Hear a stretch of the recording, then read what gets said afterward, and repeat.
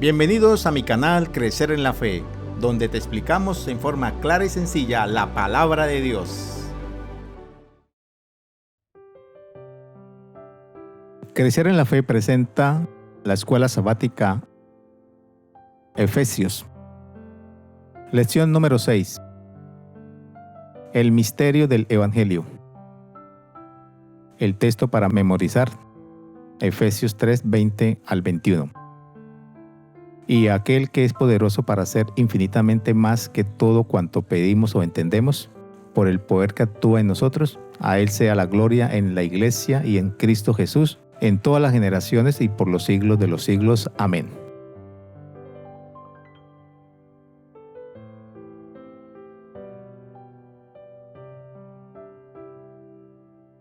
El apóstol Pablo inicia el capítulo 3 de Efesios con la siguiente frase: Por esta causa yo, Pablo, prisionero de Cristo Jesús, por vosotros los gentiles.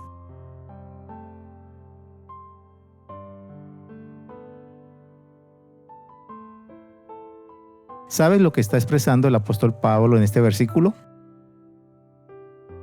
Primero, vemos aquí en esta frase de Efesios 3:1 una evidencia que el apóstol sigue o continúa tratando el tema del Evangelio para los gentiles. Segundo, Pablo con esta frase dirige con mucho tacto la atención de sus oyentes, en su mayoría judíos, hacia asuntos de gran importancia que desea presentar.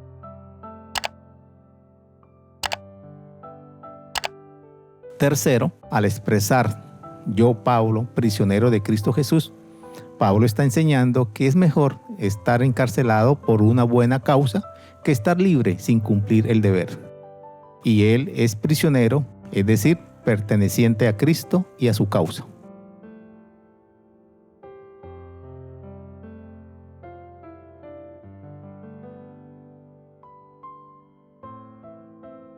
Entonces podemos afirmar que en Efesios 3, Pablo continúa con un tema que ya había mencionado anteriormente.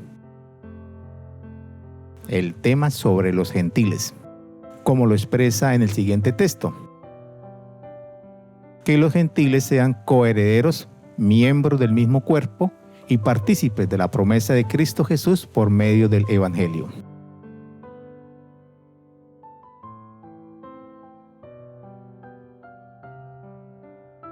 Que el apóstol Pablo afirme que los gentiles sean coherederos, esta afirmación no es una sorpresa o algo difícil de comprender para la iglesia de hoy, ya que nuestra iglesia está compuesta en su mayoría por gentiles.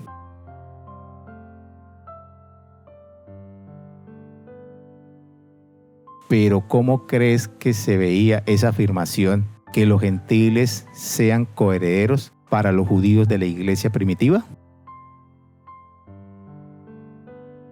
Era algo radicalmente nuevo para ellos y muy extraño.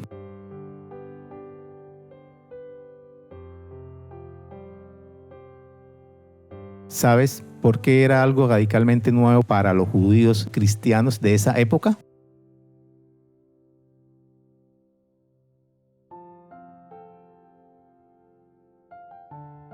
Esto era algo nuevo porque el pueblo hebreo, el pueblo de Israel, no comprendió tres asuntos de suma importancia.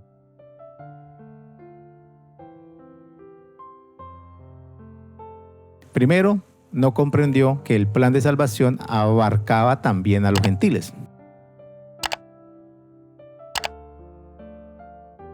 Segundo, no comprendió ni entendió la universalidad del Evangelio.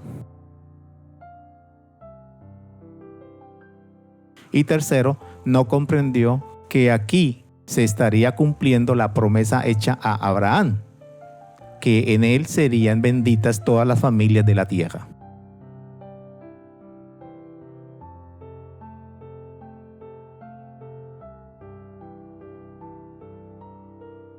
En la carta a los Efesios se ven asuntos importantes sobre varios temas.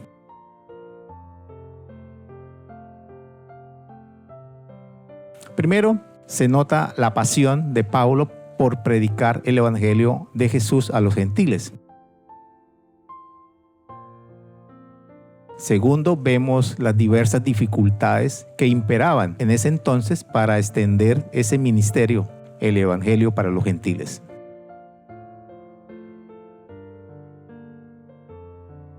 Tercero, se habla sobre las condiciones desfavorables que sufrió el apóstol Pablo en una prisión romana. Cuarto, se habla sobre el compromiso de Pablo de dejar claro el misterio central del Evangelio. En la iglesia, los gentiles están en pie de igualdad con sus hermanos judíos.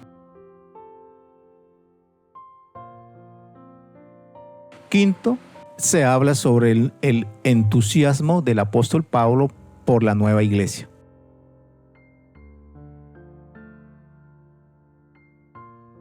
Y sexto y último, se habla sobre el entusiasmo de Pablo por la misión cósmica que se le asignó a la iglesia cristiana.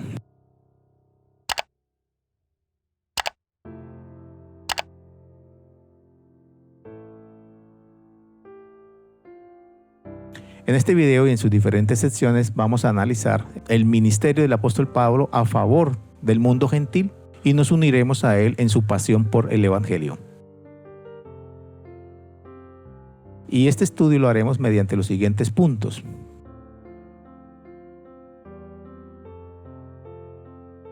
Primero, Pablo, el apóstol de los gentiles, preso.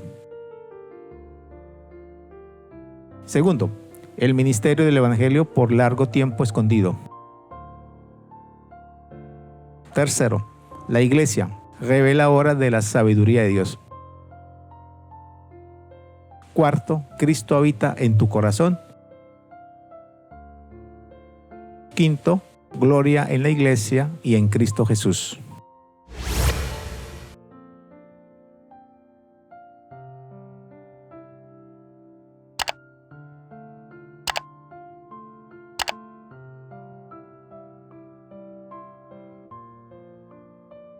Pablo, el apóstol a los gentiles, preso.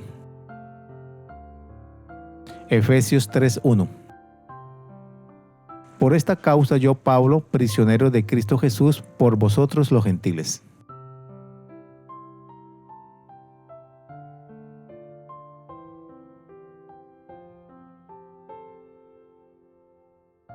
El apóstol Pablo en su carta a los Efesios, capítulo 3, trata unos temas importantes, los cuales se encuentran bien estructurados. En Efesios 3:1, Pablo se identifica como prisionero de Cristo Jesús. La carta a los Efesios fue escrita por el apóstol Pablo en el año 62 después de Cristo, estando preso en Roma. Podemos decir que el apóstol Pablo, al escribir esta carta bajo cautiverio romano, él se encontraba aparentemente bajo la autoridad de un imperio pagano.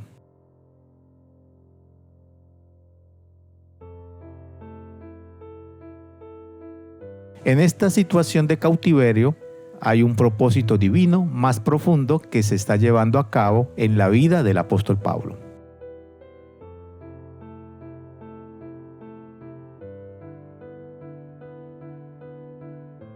Pablo es consciente que él no es prisionero de Roma, sino que es prisionero de Cristo Jesús, como lo ratifica también en Efesios capítulo 4.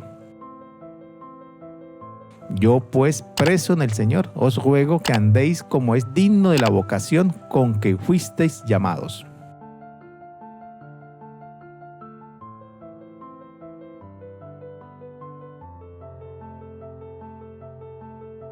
El apóstol en esta carta menciona su lucha cristiana como parte del propósito divino. El apóstol Pablo menciona sus tribulaciones, por lo cual pido que no desmayéis a causa de mis tribulaciones por vosotros, las cuales son vuestra gloria.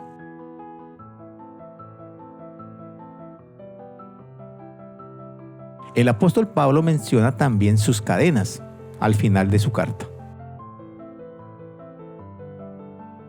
Por el cual soy embajador en cadenas, que con denuedo hablé de él como debo hablar.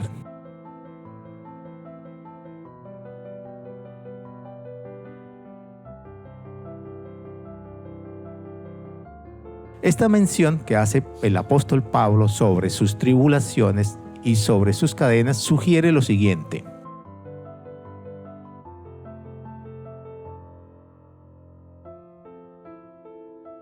Primero, que Pablo pide a sus lectores que no se preocupen demasiado por los sufrimientos que él está padeciendo en este mundo, por predicar las bendiciones del Evangelio.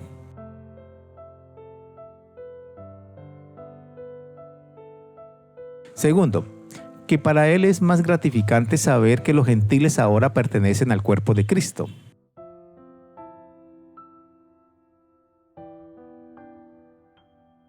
Tercero, que para él es más importante saber que el propósito eterno de Dios está siendo cumplido.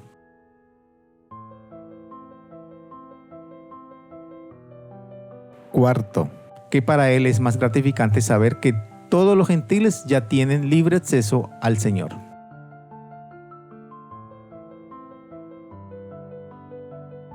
Quinto, que las tribulaciones y las cadenas no son nada comparadas con el gozo que le produce saber que el Evangelio está alcanzando al mundo entero.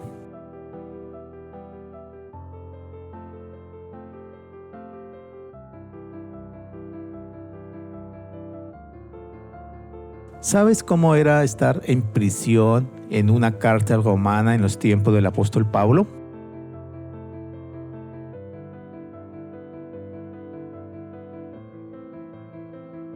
Estar en prisión en un calabozo romano en el siglo I era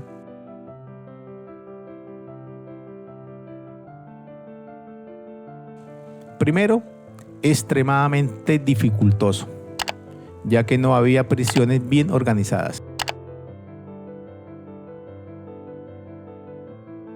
Segundo, las celdas estaban arqueadas por arriba y el suelo era de ladrillo, las paredes de piedra y muy gruesas.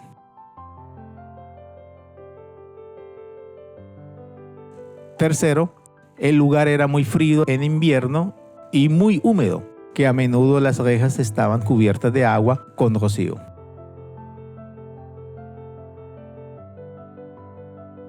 Cuarto, los calabozos no poseían instalaciones sanitarias.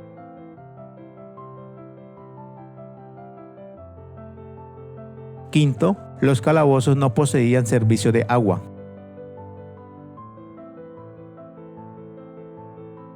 Sexto, los prisioneros no recibían un servicio regular de comidas.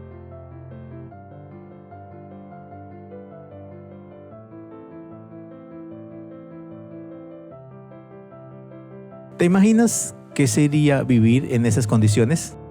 De hecho, el Imperio Romano no tenía necesidad de prisiones, ya que la cárcel no se utilizaba como medio de castigo. La gente estaba en prisión solo por un tiempo corto, mientras esperaba el juicio o la ejecución.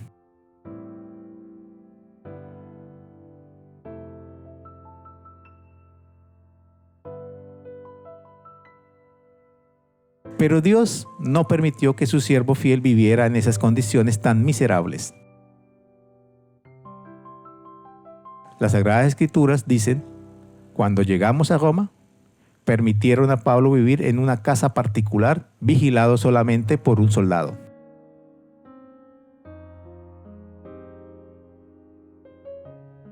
Esta consideración especial que tuvieron con Pablo sin duda se debió en parte al centurión Julio, quien posiblemente aún tenía a Pablo bajo su cargo cuando llegó a Roma.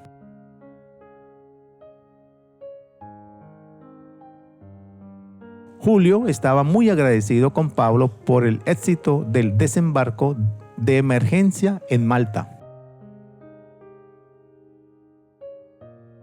Julio veía en la vida de Pablo su elevado carácter, su notable sabiduría y su poder espiritual.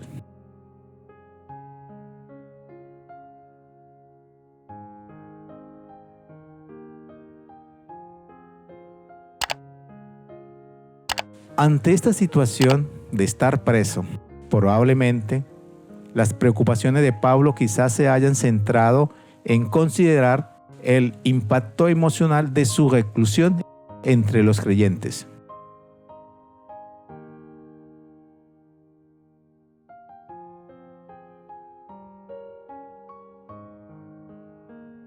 ¿Sabes por qué el apóstol Pablo se preocupó por el impacto emocional que podía producir su reclusión?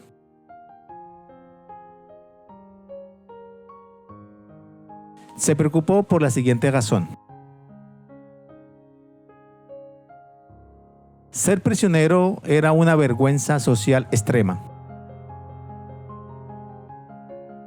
Así se veía estar preso en el contexto de una cultura donde el honor y la vergüenza eran significativos.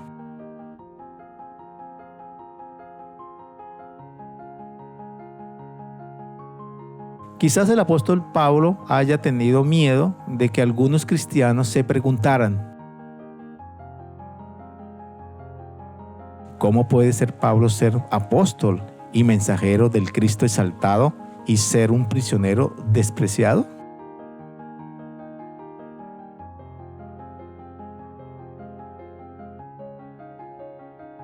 Ante estas preocupaciones, el apóstol Pablo reformula su condición de prisionero.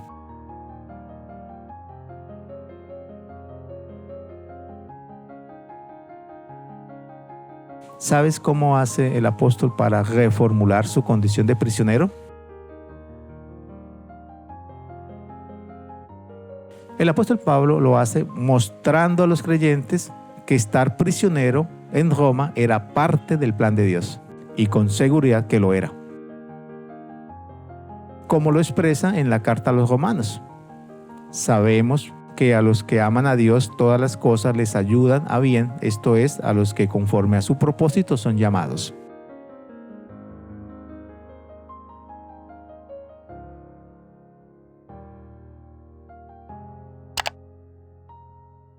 El apóstol Pablo muestra a los creyentes que estar preso, aunque parece ser una fuente de vergüenza, en realidad llegará a convertirse en la gloria de ellos. Así que les pido que no se desanimen a causa de lo que sufro por ustedes, ya que estos sufrimientos míos son para ustedes un honor.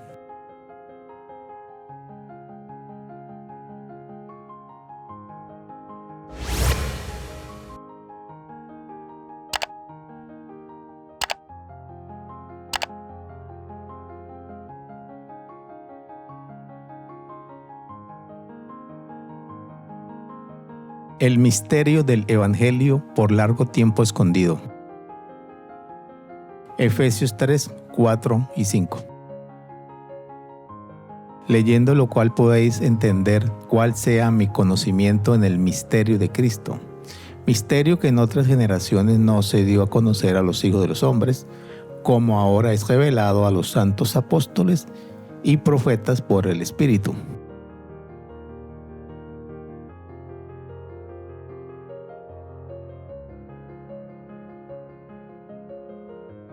¿Cuál es el misterio que se le confió a Pablo? Para responder esta pregunta vamos a estudiar los primeros versículos de Efesios capítulo 3. En estos versículos podemos observar lo siguiente.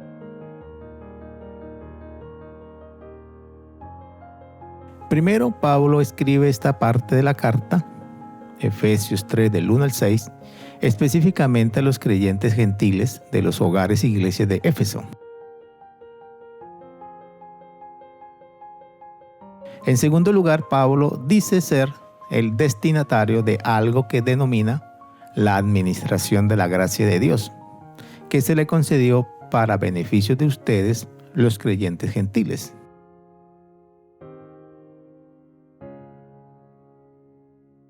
Ahora sabes qué es la administración de la gracia de Dios, que Pablo dice ser el destinatario de ella. Es el ministerio de la gracia, es la comisión que recibió de predicar el evangelio de la gracia de Dios a los gentiles.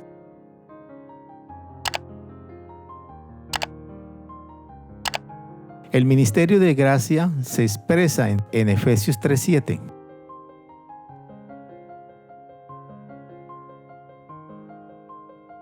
Del cual yo fui hecho ministro por el don de la gracia de Dios que me ha sido dado según la operación de su poder.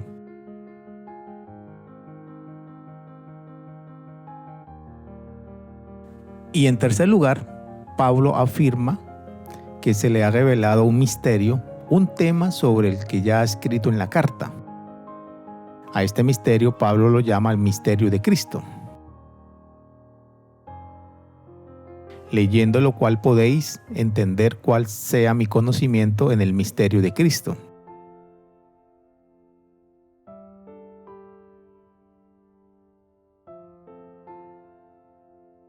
Pablo no desea que se le considere el inventor del Evangelio, pero deja claro que este es un ministerio dado por Dios para proclamarlo.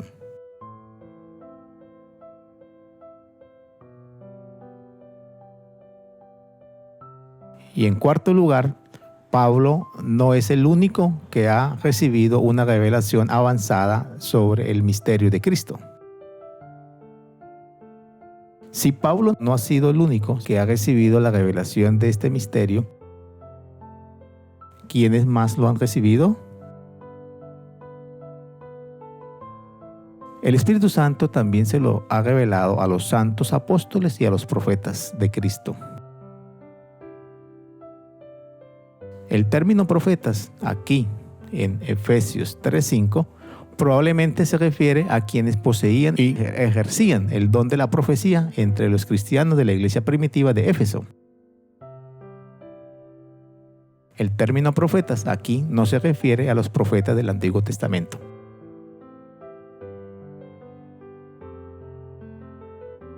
El misterio, que en otro tiempo estuvo oculto, ahora se ha convertido en lo que podríamos llamar un secreto a voces.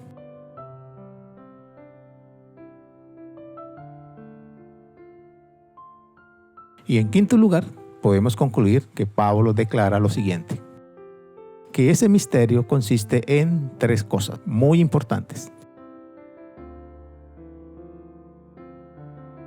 Primero, que los gentiles son coherederos de la vida eterna. Segundo, que los gentiles son miembros del mismo cuerpo, es decir, de la iglesia, en igual de condiciones que los judíos. Y tercero, que los gentiles son partícipes de las promesas en Cristo Jesús. Y todo esto por medio del Evangelio. Pablo es un apasionado del Evangelio. A Pablo le apasiona especialmente la forma en que el Evangelio se expresa en la iglesia, que está compuesta por judíos y gentiles.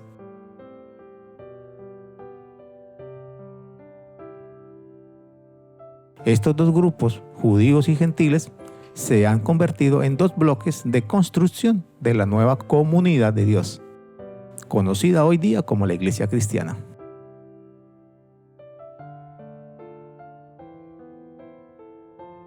Podríamos decir que ahora los gentiles han pasado a ser de enemigos a ser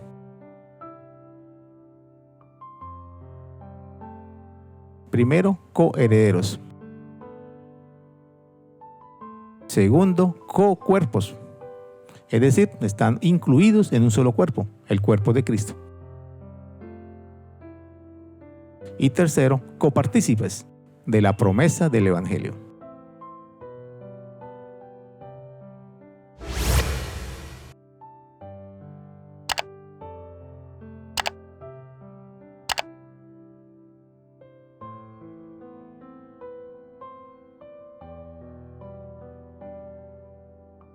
La iglesia, reveladora de la sabiduría de Dios.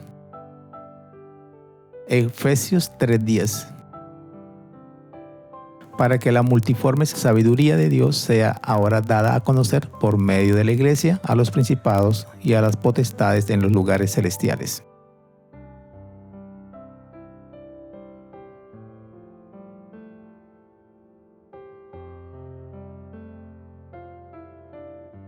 Pablo en Efesios 3:7 afirma que él es un ministro y que su ministerio es por el don de la gracia de Dios, del cual yo fui hecho ministro por el don de la gracia de Dios que me ha sido dado según la operación de su poder.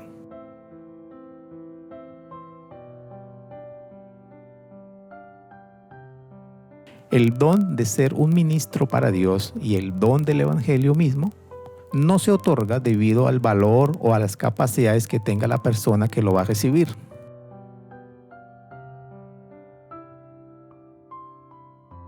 Tanto el don del ministerio como el don del Evangelio, ambos son otorgados por la gracia de Dios.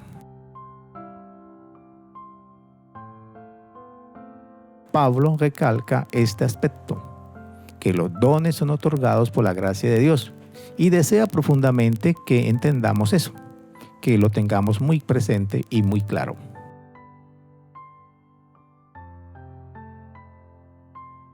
Por eso el mismo apóstol Pablo se describe de la siguiente manera: a mí, que soy menos que el más pequeño de todos los santos, me fue dado esta gracia de anunciar entre los gentiles el Evangelio para las inescrutables riquezas de Cristo.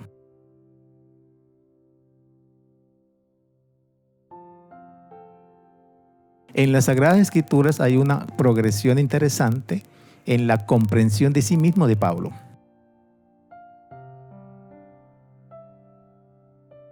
Pablo se percibe a sí mismo de diversas maneras a medida que avanza en sus cartas en el orden en las que fueron escritas.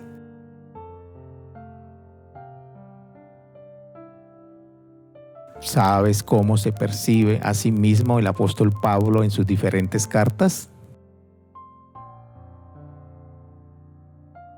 Primero, vemos a un Pablo que se percibe reclamando su condición de apóstol designado divinamente.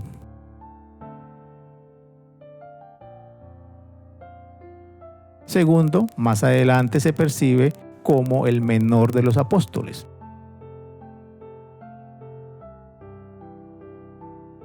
Tercero, luego se percibe como indigno de ser llamado apóstol.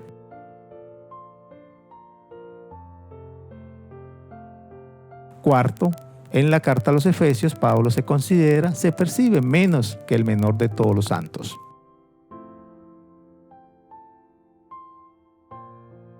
Quinto, y finalmente, Pablo se percibe a sí mismo como el primero o el peor de los pecadores.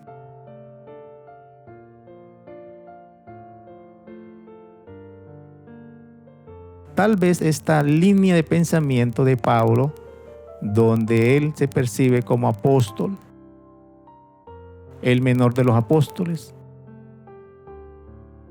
como indigno de ser llamado apóstol, menos que el menor de todos los santos, o como primero o peor de los pecadores.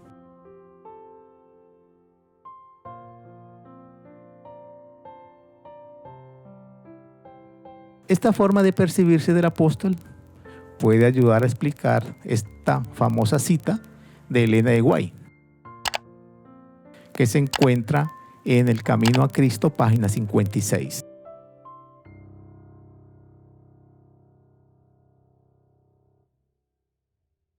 Cuando más cerca estés de Jesús, más imperfecto te reconocerás a tus propios ojos, porque tu visión será más clara y tus imperfecciones se verán en abierto y claro contraste con su naturaleza perfecta.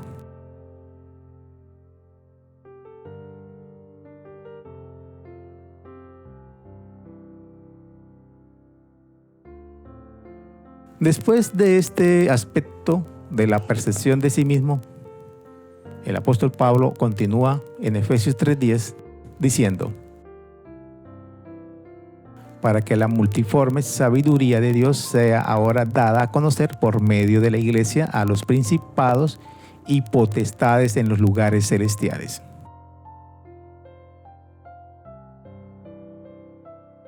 De este texto surgen dos preguntas. Primera, ¿quiénes son los principados o potestades en los lugares celestiales que se mencionan aquí?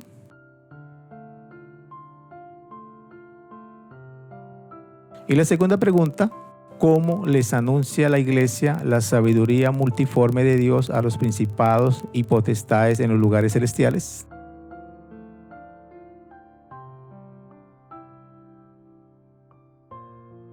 En cuanto a la primera pregunta, podemos decir que aunque Efesios 3:10 no describe la naturaleza de esos poderes, aquí Pablo está hablando de poderes maléficos que dirige Satanás.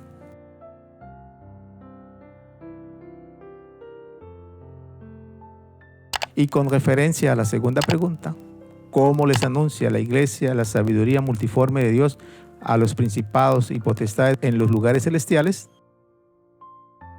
Este anuncio se logra hacer mediante la nueva composición de la Iglesia, mediante una Iglesia que unifica a judíos y gentiles, que en otro tiempo fueron partes muy divididas de la humanidad.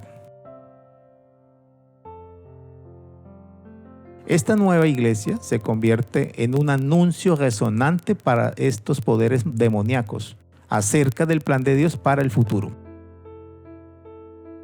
Con esta nueva Iglesia se les advierte a los poderes demoníacos que el plan de Dios está en marcha y la destrucción de ellos está garantizada. La naturaleza misma de una iglesia unificada señala la derrota final para Satanás y sus huestes angélicas y demoníacas que tanto daño hacen hoy a la humanidad y a la iglesia.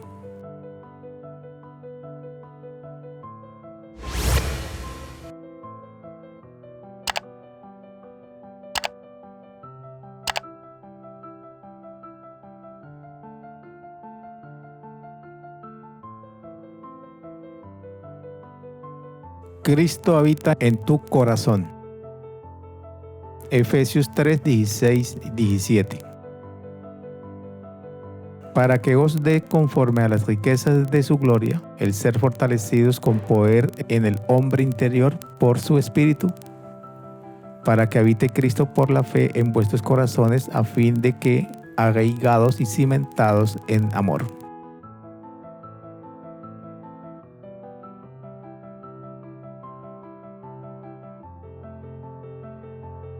El apóstol Pablo realiza en la carta a los Efesios diferentes pedidos de oración, es decir, hace súplicas en favor de los creyentes de Éfeso. Al leer Efesios 3 del 14 al 15 encontramos detalles muy interesantes para analizar.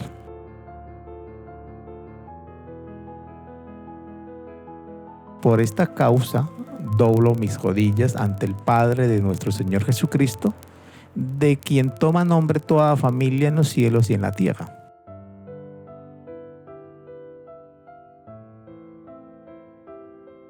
Detrás de las traducciones al español de Efesios 3:14 al 15 hay un importante juego de palabras. Veamos.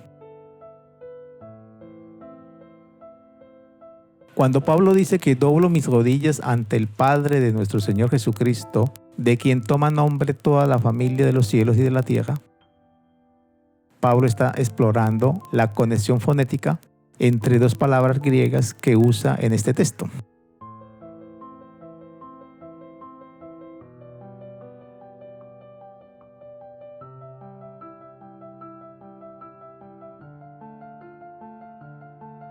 ¿Sabes qué es la conexión fonética? ¿Y sabes cuáles son estas dos palabras griegas?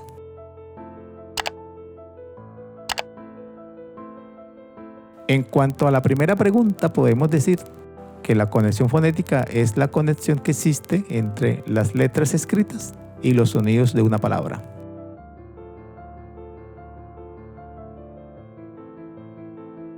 Y en cuanto a la segunda pregunta, podemos decir lo siguiente. Las dos palabras que poseen conexión son el griego pater, padre, y el término griego patria, familia. Pablo celebra la naturaleza integral del plan de salvación de Dios que abarca todas las cosas.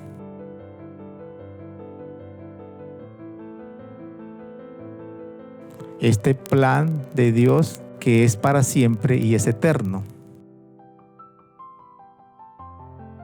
Y este plan de salvación de Dios abarca toda la familia de los cielos y las familias de la tierra, las cuales pertenecen al Padre.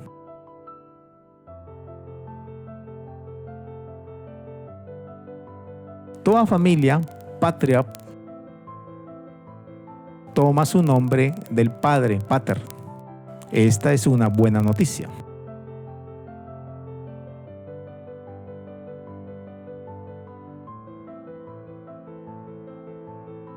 ¿Qué busca enseñar el apóstol Pablo con la conexión de estas dos palabras griegas, patria y pater?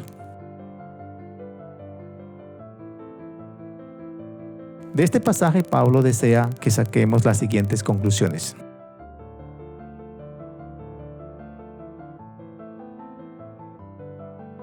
Primero, la familia, a pesar de sus imperfecciones y fallas, pertenecen a Dios. Segundo, tu familia no está en las garras crueles del destino, sino en las manos cariñosas del Dios Todopoderoso.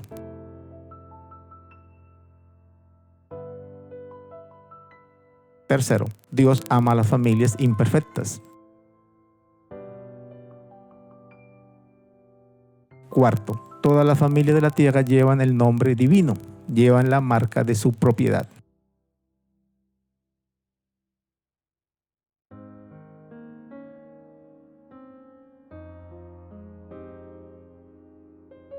Por otro lado, el apóstol Pablo, en Efesios 3, versículos 16 al 19, pide a Dios que conceda a los creyentes lo siguiente.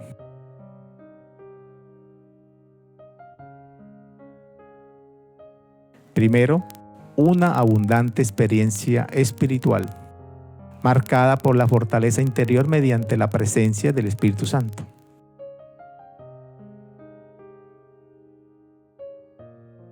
Segundo, pide que les conceda una intimidad con Cristo. Pablo describe a Cristo morando en el interior del creyente. Y tercero, Pablo pide que Dios les conceda a los creyentes una identidad espiritual estable y segura, arraigados y fundados en amor.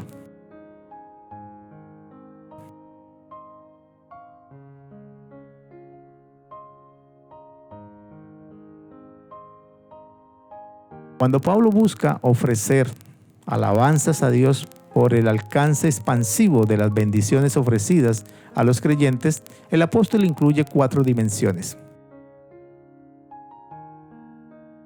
Para que habite Cristo por la fe en vuestros corazones, a fin de que, arraigados y cimentados en amor, seáis plenamente capaces de comprender con todos los santos cuál sea la anchura, la longitud, la profundidad y la altura, y de conocer el amor de Cristo que excede a todo conocimiento, para que seáis llenos de toda la plenitud de Dios.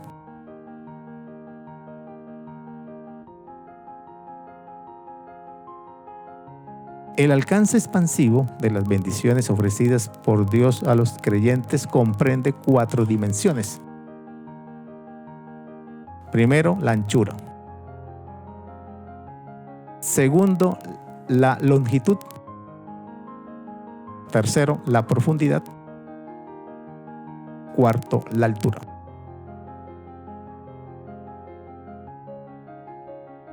Con referencia a estas dimensiones, lo único que es claro y obvio es que Pablo aquí describe una gran magnitud de algo importante.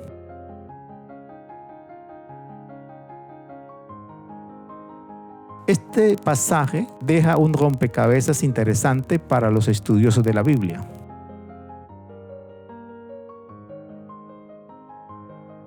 ¿A qué se refiere Pablo al mencionar estas 4 dimensiones?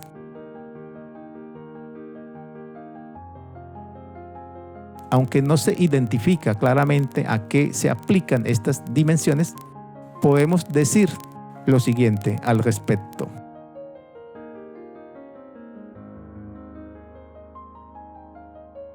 que estas 4 dimensiones hacen referencia a 2 cosas.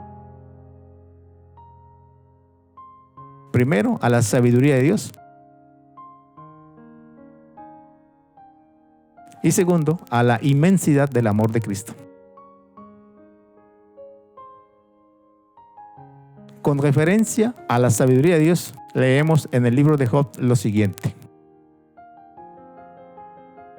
Mas, oh, quien diera que Dios hablara y abriera sus labios contigo y te declarara los secretos de la sabiduría, que son de doble valor que las riquezas. Conocerías entonces que Dios te ha castigado menos de lo que tu iniquidad merece. ¿Descubrirías tú los secretos de Dios? ¿Llegarás tú a la perfección del Todopoderoso? Es más alta que los cielos. ¿Qué harás? Es más profunda que el Seol. ¿Cómo la conocerás? Su dimensión es más extensa que la tierra y más ancha que el mar. Job menciona las 4 dimensiones y las relaciona con la sabiduría de Dios. Lo que sí es claro y cierto es que esto hace referencia a una buena y excelente noticia para el pueblo de Dios.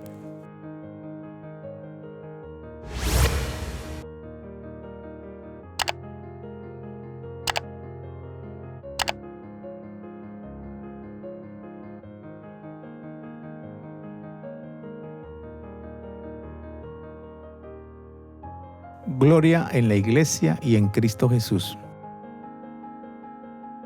Efesios 3, 20 y 21. Y aquel que es poderoso para hacer todas las cosas mucho más abundantemente de lo que pedimos o entendemos, según el poder que actúa en nosotros, a Él sea gloria en la Iglesia en Cristo Jesús por todas las edades, por los siglos de los siglos. Amén.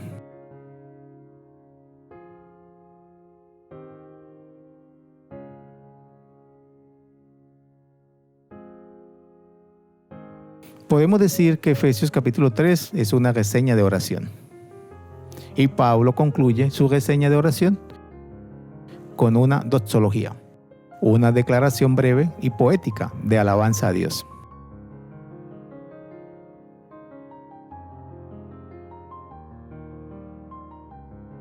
¿Por qué Pablo alaba a Dios de esta forma tan especial?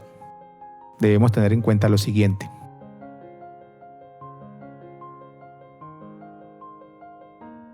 Primero, esta oración de alabanza surge espontáneamente de un corazón convertido.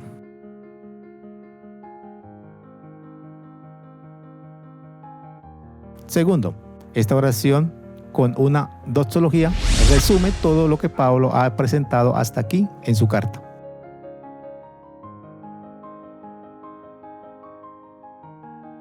Tercero, en esta doxología el apóstol está abrumado por el indescriptible poder de Dios. Cuarto, en esta doxología el apóstol está abrumado por el amor ilimitado de Dios para el hombre.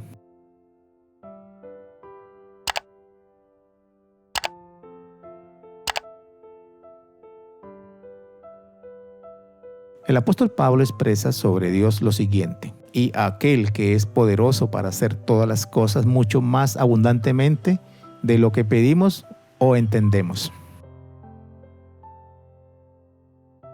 La expresión mucho más abundantemente proviene del griego uperet perissos, que significa absolutamente por encima de toda medida, infinitamente más que, y significa sobremanera. El griego uperet perissos es una palabra griega compuesta. Proviene del término griego upper, significa encima o más allá. Y el otro término griego es perissos, significa superabundantemente, aún más.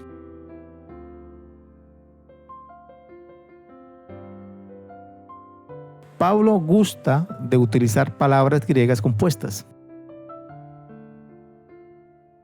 Aquí destaca una superabundancia que está por encima y más allá de la plenitud y el desbordamiento.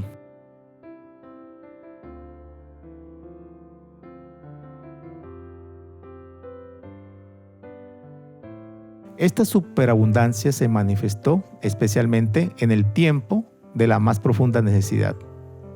Pablo dice, cuando el pecado abundó, sobreabundó la gracia. El cristiano solo tiene que aferrarse a ella.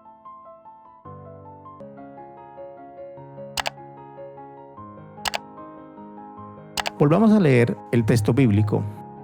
Y aquel que es poderoso para hacer todas las cosas mucho más abundantemente de lo que pedimos o entendemos, según el poder que actúa en nosotros, a Él sea gloria en la iglesia en Cristo Jesús por todas las edades, por los siglos de los siglos. Amén.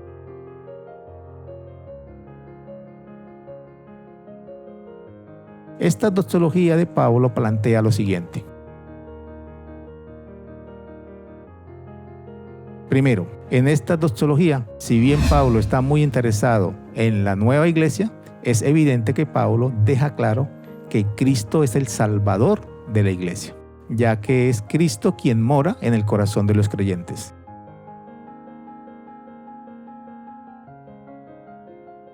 Segundo, Pablo alaba a Dios por la salvación ofrecida a la iglesia por medio de Cristo Jesús.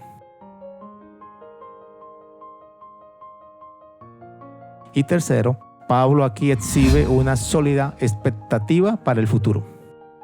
A Él sea gloria en la iglesia en Cristo Jesús por todas las edades, por los siglos de los siglos. Amén.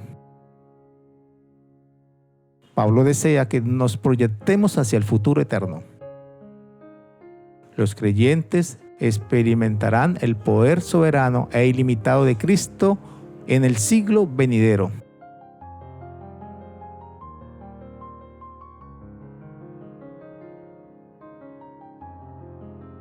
La doxología de Pablo debiera leerse como una celebración del poder inagotable de Cristo ejercido en favor de los creyentes.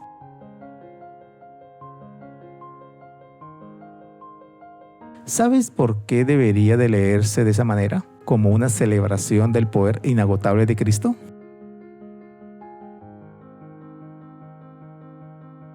Por 4 razones.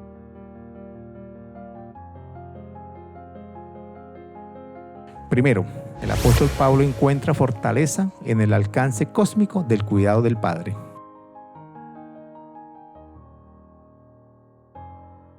Segundo, el apóstol Pablo encuentra fortaleza en la disponibilidad inmediata del Espíritu Santo para los creyentes. Tercero, el apóstol Pablo encuentra fortaleza en el inconmensurable amor ilimitado de Cristo.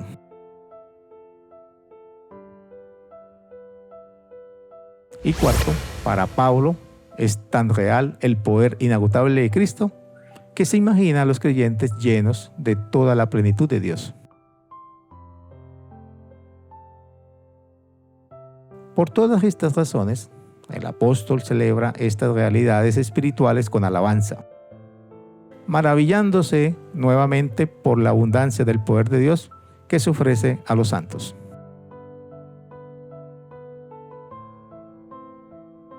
No olvides, cuando sintamos la presión de los problemas, la presión de las fuerzas de Satanás, las tentaciones, las dudas, podemos recurrir a este relato optimista de las oraciones del apóstol Pablo.